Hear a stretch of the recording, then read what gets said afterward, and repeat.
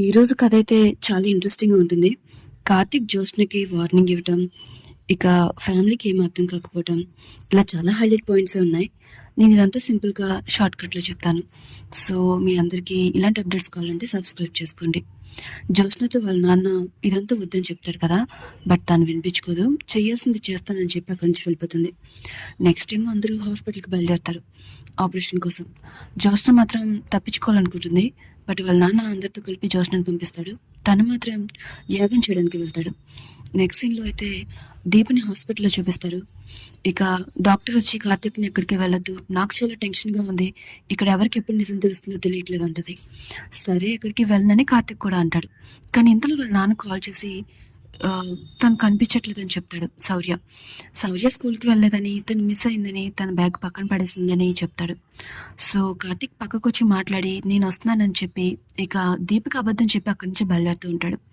అదే టైంలో జ్యోత్స్న వాళ్ళ ఫ్యామిలీ అంతా కూడా హాస్పిటల్కి వస్తారు. ఇక కార్తీక్ ఎదురవుతాడు.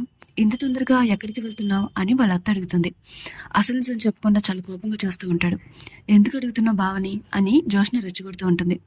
ఇక జ్యోత్స్నని ఫ్యామిలీ అందరి ముందు కార్తీక్ ఇండైరెక్ట్గా తిడతాడు. ఇక ఎవరికి ఏమీ అర్థం కాదు. ఒకవేళ కనుక ఇదే కంటిన్యూ అయితే తను ఏం చేయాల్సి వస్తుందో ఎవరికి ఊహించలేరని చెప్పి వార్నింగ్ ఇచ్చి తన కంచి కంగారుగా వెళ్ళిపోతాడు.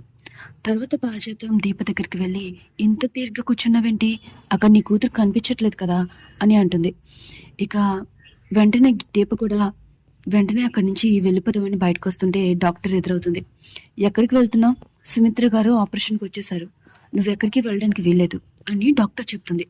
అదేంటి, తన ఆపరేషన్కి వస్తే తినేందుకు వెళ్ళకూడదు అని పారిజాతం అడుగుతుంది. బట్ రేపొద్దున్నైతే ఏం జరుగుతుందో గెస్ చేసి చెప్పండి.